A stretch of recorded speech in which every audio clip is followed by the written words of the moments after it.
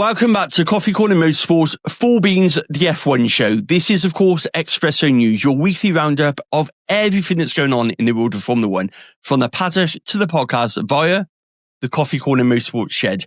This week, Max Verstappen's Monza win, and of course, we've got to talk about those McLaren team orders and the fallout from that. We're going to be talking about Mercedes gambling on Max Verstappen whilst keeping Kimi Antonelli and George Russell waiting, Pierre Gasly's new Alpine deal, Audi linking up with Adidas, Ferrari's shake-up, Ollie Bearman's penalty, plus for the first time ever, your views from the Coffee Corner Motorsport incorporated into this podcast. I went out and asked your opinion on what you thought of some of the topics we're going to be discussing. So you're not only get my view, but you're also going to guess what all of the other fellow fans are thinking to see if you're aligned in the thinking. And it adds a different aspect to it. And it's nice to incorporate your view into this podcast. I wanted it to be about community.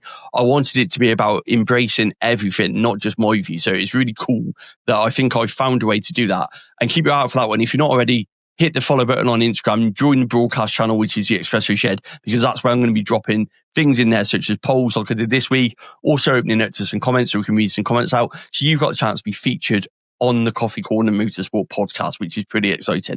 But before we get started, you know, housekeeping by now, like, follow, subscribe, whatever is available to you on a platform you're listening to the podcast on.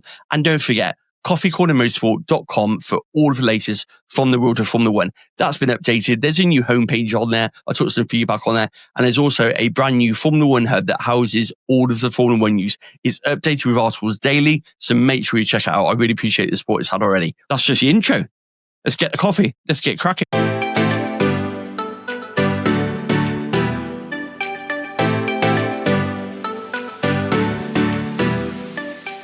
So Monza wasn't just about Max Verstappen's win, although it was a pretty dominant one, 19 seconds pretty much by the time that checker flag was waved. It was about a sticky wheel nut. It was about a pit stop gone wrong and the subsequent team orders that followed. That is a talking point of the race in Monza last weekend. Let's be honest about it. The race itself was pretty uneventful, I must admit. Max Verstappen, he got the lead back after giving it up in turn one, after he cut the corner. He didn't look like he was going to be challenged after that. A pretty dominant win. 250.7 kilometers an hour was the average speed, the fastest race in Formula One history. And it didn't look like it did it after Friday. We saw FP1, FP2. And Max looked in the hunt for being in the podiums, which he always does, let's be honest about it. And for me, I think it's not a sign that McLaren's dominance is on the wane. I think it's just what we saw when the Red Bull itself was a dominant car. There's certain tracks where they just don't suit. Monza's one of those. We know that it's, you know, low drag setup is done for maximum speed. That's not always McLaren forte. McLaren's forte is about protecting tyres. It's about protecting what they've got. I think that we see them bounce back in Baku. We know they can wrap up the constructors by the time next time out in Baku if they get a first and second. Hopefully they do, because I think we'll see some better racing. But talk about racing, we've got to talk about those pit stops, haven't we? We've got to talk about lap 46 and lap 47, which is where the drama really happened in Monza. So lap 46, the radio message comes through to Lando, who is, of course, the lead car, about pitting first. Now, Lando suggests that the undercut may be on in terms of Charles Leclerc gaining the place and losing Oscar a place. So he suggests they pit Oscar first on the basis there is no undercut. And this is where the confusion is coming online. Now, I want to be clear about a few things here. I feel that the word undercut is being bandied about to suit a narrative online. And what I mean by that is I don't think it's that people who don't know what it means. I think because Lando said it on the message, people are treating it that this was an undercut strategy. First and foremost, Monza was not an undercut track. It's an overcut track anyway. It's high speed, as we said. It doesn't favour the undercut. Now, for those who might be sort of getting confused by what an undercut and overcut is, an undercut is essentially when you pit the car behind first to give that car fresh tyres and a clean track, so that when they come out, they can use that advantage to get ahead of the car in front. So it's normally done when you're following in traffic and you can't get past them because you're in a DRS train. So what you do, you bring that car in, you pit it, you give it new tyres, you give it a fresh track because obviously you've pitted. So when you bring it out, you make sure there's a window where it's a clean track. They come out, they push hard on those new tyres. They then get the lead so that when the car in front pits, it comes out behind. That's not a strategy in Monza. It's not one that's normally deployed, and it wasn't one that was on for last weekend. And that's where I feel the confusion with this call is. Now, obviously what happened is Oscar pitted. He got a season best 1.9 second pit stop. Following lap, Lando pitted. And then the pit stop got botched. 5.9 seconds in total. 4 seconds was the difference between the two pit stops when you take the total pit stop loss into account. And then the radio call came, obviously let Lando by. Piastri obliged. He did have a bit of a moan on it. He said, you know, isn't a slow pit stop a part of racing. I thought we agreed on that. That suggested that some of these conditions have been talked about, although afterwards they did play the very political game of not telling the press anything really, nothing controversial, saying, wow, we did the team orders. You're always going to get that between these two drivers. They don't seem the type who would openly talk about it. For me, though, this is a problem because it wasn't a strategy gone wrong. Now, the comparisons going back to Hungary 2024, which is, of course, when Norris gave Oscar the place back. That's a different story because that's a strategy call that went wrong. Now, in Hungary back in 2024, what happened was the pit stop actually put Oscar behind Lando when Oscar was the lead car, which is the undercut strategy working, as we just described. What happened in Monza wasn't that. If you look at the pit exit when they came out, they're pretty much side by side. Oscar's just ahead. He goes into the lead because he's got that straight line speed. If you subtracted the 4 seconds slow stop from that sticky left wheel gun, put my teeth back in, then what would have happened is Lando would have come out in front, meaning the undercut was never a strategy. It was a faulty pit stop. It was a sticky wheel nut. It was a pit stop issue. That is part of racing. McLaren corrected a faulty wheel gun issue, not a botched pit stop in the sense of the strategy call. That's what I've got a really big issue with. And that's a bit which is really, I'm struggling as a racing fan to understand. I get when you employ team orders to swap them over like they did in Budapest. I was actually one of the people who called that the right decision because they basically stitched the other driver up. This wasn't McLaren stitching the other driver up. This was just something that happens. Now, during the course of the season, Lando and Oscar will have different times on the pit stop. That's the reality of pit stops. They're human. It happens. One of them will have a slow stop, I can guarantee you, during the course of the rest of this season. Now, you can't level that out in a way that McLaren are trying to level out. They're trying to micromanage the championship. They're trying to make it ultra fair. Would they have done that if Lando hadn't had that DNF the week before? Is a really big question mark, which no one knows the truth to. Let's be honest about it. We don't know whether or not that call still would have been made if the gap wasn't as far away as it was, because obviously Oscar picked up that win and Lando DNF'd. If they had been a lot closer in the championship, would McLaren have made that call?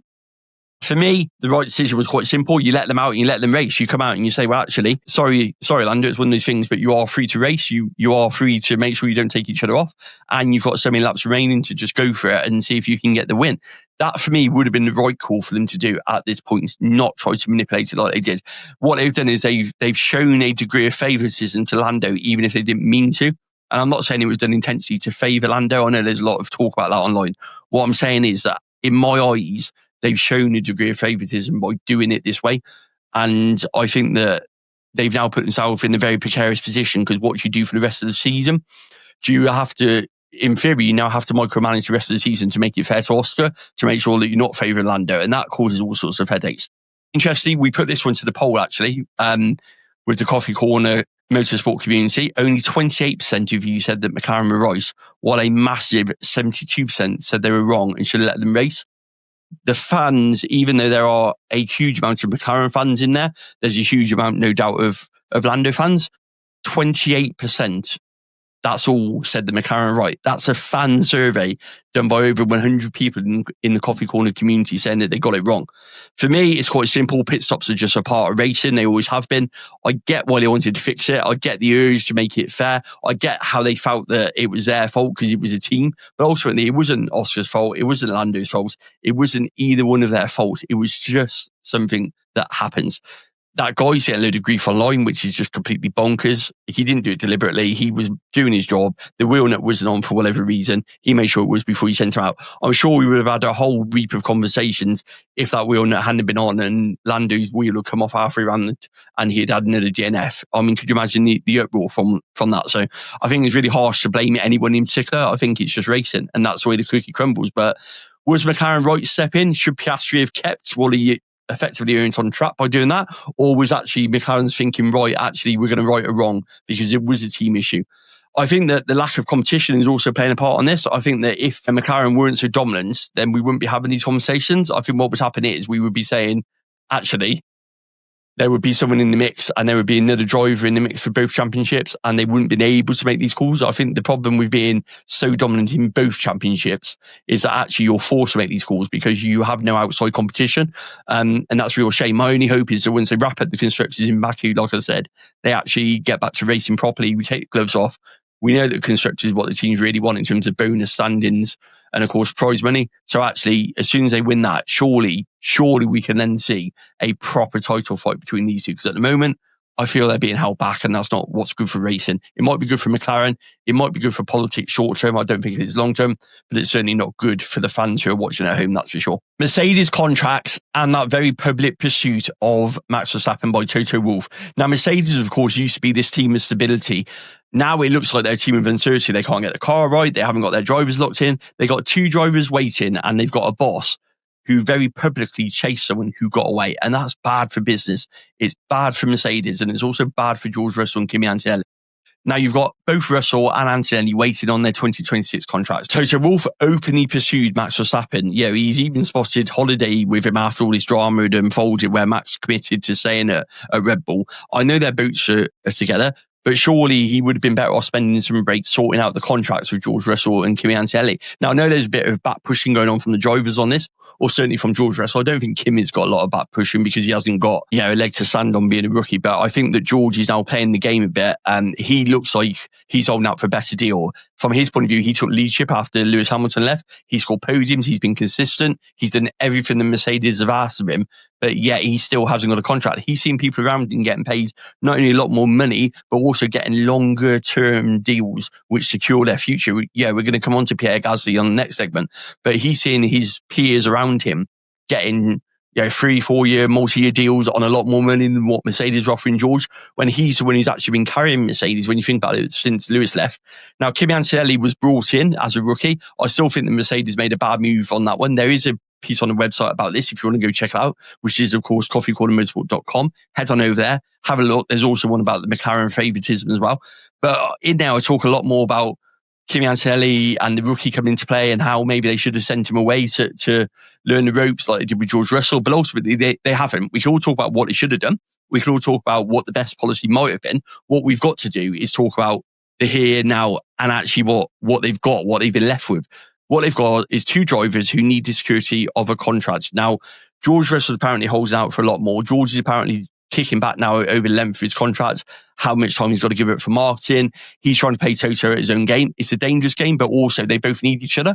Toto needs George and George needs Toto, because at the moment, George has got nowhere to go. But at the moment, Toto hasn't got anyone to fill those seats who are of any relevance in terms of driving a Formula 1 car. He's lost Bottas to Cadillac. Vessi is a complete unknown. Yes, he's an experienced reserve driver, but he's a complete unknown. He's no different to bringing Antonelli through. Antonelli is too young, I feel. I feel that he's still learning. He's got a lot to learn. But this was never the plan for Kimi. Remember that the plan for Kimi was to come in when Lewis was going to retire in a few years' time. So that's another couple of seasons. Kimi was never meant to be in out.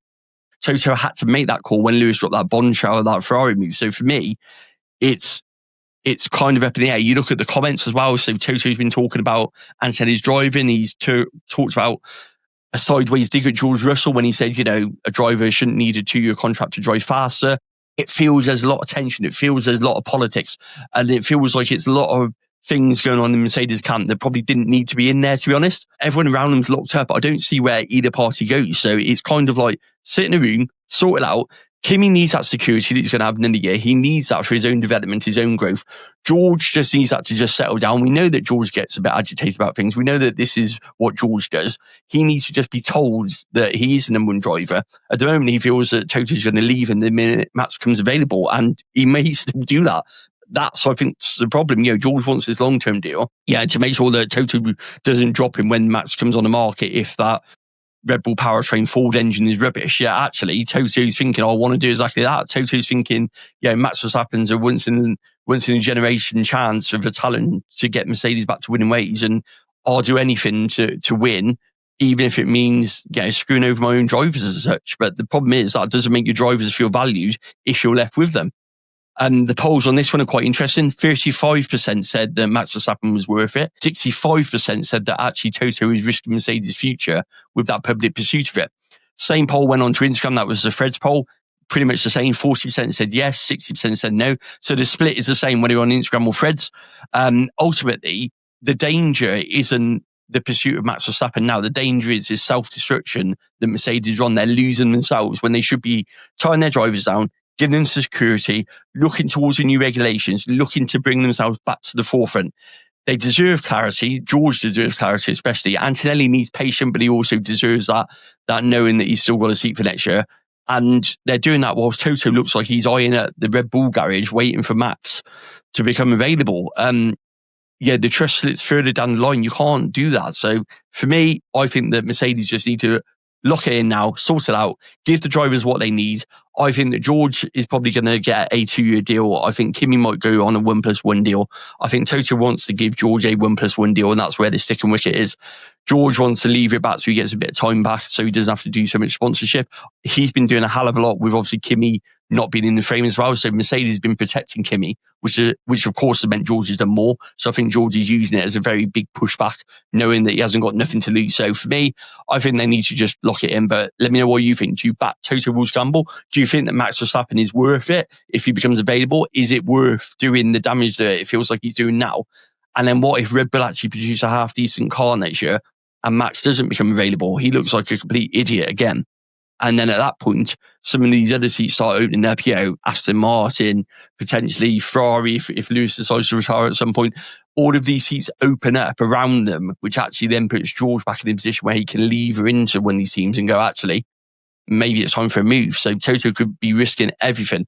And the Mercedes junior pool doesn't look as strong as, say, the Red Bull junior pool, for example. So who would you replace those two if that happened and Toto risked everything and lost them? So let me know your thoughts on that one, because I think Toto is playing a dangerous game here. Pierre Gasly's Alpine extension. While the driver market swirls with uncertainty, we got that announcement in Monza that Pierre Gasly has gone completely the other way, committing to Alpine until 2028. Now, this caught everyone on the hop in the sense of there was no rumours to this, there was no gossip about it. The press release came out, followed very swiftly by the social media posts. They dropped at the same time. I do get Alpine press releases, so they drop within like a minute of each other. There was no pre-warning on this, no sort of prep on it. No talk about it in the paddock beforehand. It was pretty much just bang, there you go. Obviously, Gasly signed to the end of 2028. By the time he finishes, that'll be 6 seasons with Alpine. He's got 2 podiums so far. Zandvoort 2023, Sao Paulo 2024. Gasly said that he's fuel to commit. He wants to win racing championships. Flavio Briatore said his talent and attitude make him our lead driver for the future. For me, he's banking everything on Mercedes engines. We know that Mercedes PUs are going in 2026. They've obviously seen what's happened at McLaren and the fact that you can become a winning team with a non-works engine. So you can be a customer of a team which wins. It's not like the old days where you got a shit hand-me-down engine that wasn't very good and wasn't mapped right and didn't get the updates. The engines you get now are exactly what's in the works team. So the benefit of a works team isn't as high as what it used to be. Alpine have clocked onto that. They're 10th in the Constructors' Championship this year, but they've openly talked about putting everything into next year. It feels like they've sacrificed this year for next year. Maybe a bit of extra wind tunnel time doesn't do anyone any harm, does it? I mean, look at Aston Martin and their performance, how much wind tunnel time Adrian Newey's getting. So I don't think it's a bad thing if you're not as good, if you're not in the hunt for anything. The Alpine CEO has said that Renault, or the Renault CEO, I should say, rather than the Alpine CEO. Technically, he's the CEO of both, isn't he? But you get me drift. He's come on board. He said that Alpine is stopping in Formula 1, Renault is stopping in Formula 1. I'm not still convinced. I did an article on this one. I still think they're being prepped for a sale, but you've got to take what they're telling us at the value it's on there. I think Pierre has used this as an advantage to secure a long-term deal. I think for me, he's kind of gone, well, actually, it's a long-term deal. I can get what I need out of it. I can get a good contract and that security. The teams at the top end of the grid, yes, there are a couple of opportunities, but they are quite limited. And the chances of him going back to Red Bull now are pretty slim because what happened, although probably higher now that Christian Horner is no longer there, a lot of mesh is involved. But I think for me that Pierre knows that his time at Red Bull is come to an end. I don't think he'd go back there very easily because of how he was treated with the 2 swaps and everything. And I think that with the other seats that are available, he's kind of thinking, I'm not sure I'm going to get one of those, so I'm going to use this as my best advantage to get what I want. Alpine want a stable driver. That number 2 driver's seat is all over the place. Obviously, Franco's currently in it after taking over from Jack Doohan. There's rumours about who's going to go in next year. There's talk that both Checo and Bottas actually turned it down, that they said no to it, which gives you an idea of what they're thinking of the long-term project.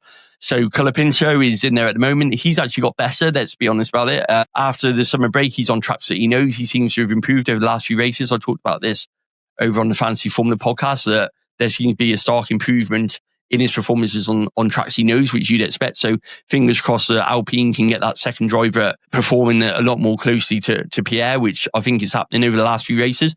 So for me, if he's got the contractual money he brings in, the sponsorship money that he brings in, that puts him in the lead still for 2026 because I'm not too sure where they go for this.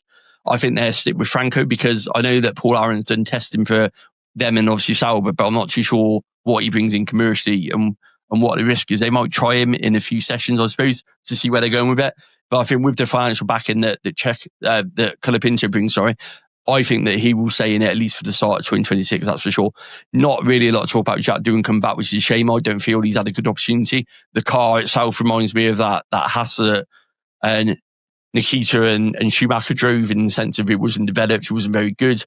It gave the drivers no chance. You think last year back to Sauber with Bottas and Joe with their two cars, how Sauber didn't develop it and it gave them rubbish cars all season. Alpine kind of feel they're in that same thing. But for me, it's one of those where I think that they should get in there where they need to sort that second driver's seat out, a bit like Mercedes. They need that on there. Maybe Mercedes' option is what tied Alpine into it as well. Maybe they're a bit wary of what's happening with George in the sense of if he becomes available, would Toto go for a Pierre Gasly? It's not unheard of. So maybe they use that, or certainly Pierre's camp use that as a way of negotiating a good deal. But either way, Pierre Gasly through to 2028, banking everything on the new Mercedes engines. Like I say, I don't think it's the worst decision he's made. Remains to be seen whether it's an inspired choice or not. The stopwatch will tell us what we need to know, whether or not they can get the chassis right and whether or not they can actually incorporate that Mercedes power unit into that engine at Alpine and actually get a decent result and move back up. I'm expecting them to get back up towards sort of middle of the grid and then maybe being able to kick on from that. And I think that's probably where Pierre's banking on getting back in amongst the points and then maybe sneaking a podium before they build into 2027. And get used to that Mercedes power unit and then build on from there. That's what I think the plan is. Whether or not it goes to plan, this is Formula One. We remain to be seen, doesn't it? Ferrari shake-up. Now, Ferrari had the noise at Monza, obviously, but they didn't get the podium. But away from the track, the headline is all about departures, not results. Monza, Charles Leclerc, P4, Lewis Hamilton, P6 after coming back from that penalty. It wasn't a bad performance, but it wasn't what Ferrari expected at Monza. But off track is where it's headed right now. They've got the power unit boss, Wolf Zinnemann, and his deputy Smith is leaving. The Italian media is also suggesting that Aero boss Diego Tondi could follow as well. So that's 3 high-profile departures. Zinnemann obviously designed the Ferrari hybrid PU since 2014. It's a very timely departure when we haven't finalised yet the 2026 engines. Yes, we're close, but we haven't actually finalised them. To lose your power unit boss and the deputy doesn't instill you with confidence. Ferrari insisting that new hires, so they got people coming from Alpine since obviously Renault turned off the engine development program there for Formula One. They've got people coming from Mercedes as well. They think that they can steady the ship that way. They've got Enrique Gutierrez, I think. I'm not sure if I pronounced that right at all, so apologies for that one. But for me, I think that, the results of this year has already raised questions. There's talk that both of these people are going to end up at Audi with Binotto. There's talk that's where they're heading. It's unconfirmed at the moment. It's pure speculation, but that seems to be where the smart money is. A period of gardening leave. They're going to rock up in the Audi power unit department. That's a big blow to Ferrari if that happens. It's a sign that Formula One moves in small circles and Binotto's casting that net wide to get what he wants to make Audi a brand. They are a powerhouse. We can talk about them coming into things. We talk about them in their Adidas partnership as well in a minute. But for me, I think they're on the move up and they're realising they've opened that base in Bicester in the UK. They want to tap into Motorsport Valley. They don't want to make the mistake that Ferrari made, which is we're based in Maranello and that's it. We know that people don't tend to want to move abroad. We know that people don't want to take their lifestyles outside of the UK. It seems to be a thing that's big in motorsport. Cadillac have done it with their base at Silverstone as well. So these teams have realised that there's a smart move by having hubs in the UK, whereas Ferrari, very Italian-minded, are insisting that Maranello is a strong enough lure for people. So yes, they are get some ex-hires from Alpine and Mercedes. Yes, it will make a difference. But if they lose key people like this to their rivals such as Audi, I'm not too sure that this is the way forward for them. I mean, the engine, do we think it's a risk? There's talk the Mercedes engine and the Ferrari engine are both going to be the engines that the ones to beast. So I don't think it's a problem with the engine as such. I think it's a better deal. We know that they're probably being paid more. That's a big factor in what's going on at the moment as well. So I think that's a huge factor in Formula One. People are looking for the gains in terms of employment, rightly so. You can't blame them for that. So I think that's making a part of it. But for me, it's one of those where you can't win 2026 by what happens in September in 2025, but you can lose 2026 by what happens in September in 2020, What I mean by that is Ferrari have talked this year about rebuilding. They changed their suspension. They talked about next year. They've secured Fred Vasseur to a long-term deal. But also, if the people around you are leaving, that puts you on shaky ground still. And unless you replace those people with quality people, and sometimes you do, replacing people isn't always the end of the world. Fresh people, fresh ideas isn't all bad. So it's not to say that this is a catastrophe for Ferrari. It might be the opposite. We might get people coming on board from Mercedes, from Alpine. And a lot of people are kind of mocking the Alpine engine deal, saying, well, the engine power unit was rubbish at Alpine. It wasn't the best. It was, 35 horsepower down, but they weren't allowed to develop that to bring it up to level. Remember that. It wasn't the case they didn't know how to do it, nor could they not do it. They were actually forbidden due to the engine free to do it. So I think people have been a bit critical of Alpine's power unit performance and engineers when actually they weren't allowed to bring it up to speed with all the Mercedes and everybody else. So I don't think it's they didn't know what to do. I think it's more of a case of actually they weren't allowed to do it. So I think that's a wider issue for me. So I don't see it as a danger taking Alpine engineers or Renault engineers on board at all. I think it can be good, but I think losing key people like this, losing not only your power unit boss, but also the deputy. And if you lose the head of area as well, you think about McLaren's new system where they've got these people in places with that three-tier attack with their heads running each department. Ferrari potentially going to have to replace all theirs, which feels a bit like it's a bad move for them. But let me know your thoughts on that one. Is this a typical Ferrari self-destruct where all that hope of 2026 is going out the window? Or is this actually Fred Vasseur resetting, knowing that he's got a long-term future secure at Ferrari and that actually he wants to build that team even more and bring in his own people? But talk about Sauber. We had the news this week that Adidas were coming as their apparel supplier. Wouldn't be surprised if you follow Coffee Corner Motorsport. We talked about this a long time ago. Obviously already in Formula 1, they took over from Tommy Hilfiger on the Mercedes contract this year, so it's not a new thing to them. They've talked about how they're going to design everything from the pit crew engineers, paddock staff, all the way down. Expect early drops, lifestyle wear. And even though it's traditionally framed as this German thing, you've got a German company sponsoring the two German teams on the Formula 1 grid. Obviously, Sauber have got a German driver in Nico Hülkenberg. They've actually talked about the global push being about the US, about how Gabriel Bortoleto fits with a push in Latin America. And they see a massive, massive opportunity in the US, and which is no surprise to the markets that we've heard talk about focusing on the US as a growth area for Formula 1. Adidas and Formula 1 makes no difference to that one. Give you some context to the wider grid. Puma, as far as I see, are going to have Ferrari next year, and then going to have McLaren. They're moving over from Castor. Castor is Red Bull and Alpine, from what I can see. Tommy Hilfiger is going to have Cadillac. New Era coming in for the first time in their history to do team apparel, and they're going to do Williams after Williams have dropped in their Puma support. Hugo Boss will do Racing Bulls, although that's not confirmed. And Hugo will also, and Boss, will also do Aston Martin, from what we can see. Again, that contract comes to an end, but actually it's not confirmed. Shameless plug from me. I'm obviously modeling the Castor stuff. If you go head on over to my website or head on over to the links in the bio, you'll see the link for Castor. Head on over, put in Terry W15 into your basket. You'll get 15% off all of your Formula 1 wear now, which is a new thing, Castor. They listen to the feedback as part of the affiliate link. And you can now get 15% off all your Castor stuff, including Formula 1 wear and sail wear, which is a massive bonus. So if you get a chance, check that one out and go make some purchases, get some team wear with some discount, because I don't pay full price, so why should you?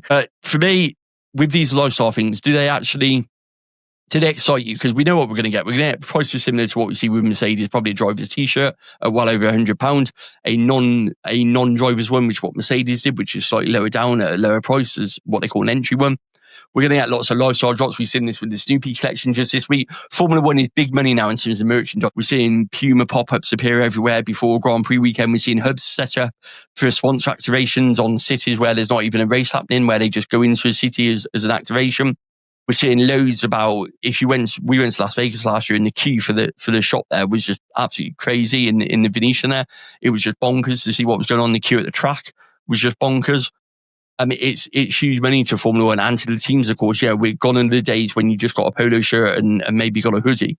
We're talking high-end sponsors. We're talking small drops. We're talking kids wear. I noticed this week is coming to some stuff as well in terms of, if you look at the Ferrari merch, we did it. We brought Jensen and Chester some Ferrari merch, T-shirts and the cap. So it's big business for Formula 1. It's a huge part of their income, their marketing and their things. So I think for me, it's big names. We know that they've got a title sponsor in Revolut. We know that they've obviously got BP. It feels like they're starting to come on board now in terms of Audi. They made a step up, like I said earlier in the podcast, with regards to performance this year. So I think it's exciting times to see. But for me, I think I'm not too sure whether or not I'll be spending another £100 on some Adidas merch or not. It remains to be seen. But I'm excited to see what they do. I hope they don't just do a copy and paste. I hope what we don't see is a copy and paste of what currently happens with Mercedes and we just brand it as Audi. I like to see them treat the two teams differently, because ultimately Mercedes gave them that opportunity at the top end of the grid. Audi, being new to the sport, gives them a chance to build something from the off as a founding partner behind it. So for me, I want to see them embrace that and do some bits for that. Yeah, fingers crossed that Adidas gives some good stuff, because we all like a bit of F1 merch, don't we? Ollie Bearman, Carlos Sainz penalty debate. Now, Monza gave us another flashpoint, which was, of course, Oliver Bearman and Carlos Sainz. So the stewards have said one thing, but ex-drivers are actually saying the other, and the fans are left wondering where the line really is. So it happened on lap 26. Bearman was penalised. He got a 10-second penalty and 2 penalty points on his licence. Takes him to 10. You're only allowed 12, of course, and his first ones don't drop off till next year, I believe. So Bearman is at real risk of a race ban here. Now, the FIA reason was that Sainz had the front axle ahead at the apex, which earned him the right to the line. Bearman defended inside instead of conceding that, and that makes him predominantly at fault. Bearman said it's really sad because they had points pace. Nico Rosberg was the one who came up with this. He said that Sainz needs to get the penalty. Bearman had half a car there. He pushed Jamie Chadwick on this. Quite funny. If you know, obviously Jamie Chadwick's got the Williams ties, and Nico Rosberg was playing a bit of devil's advocate, trying to push her for an answer about blaming Carlos Sainz, to which she reluctantly agreed. It's always wild when Nico Rosberg's on the TV, because you don't know what you're going to get with him.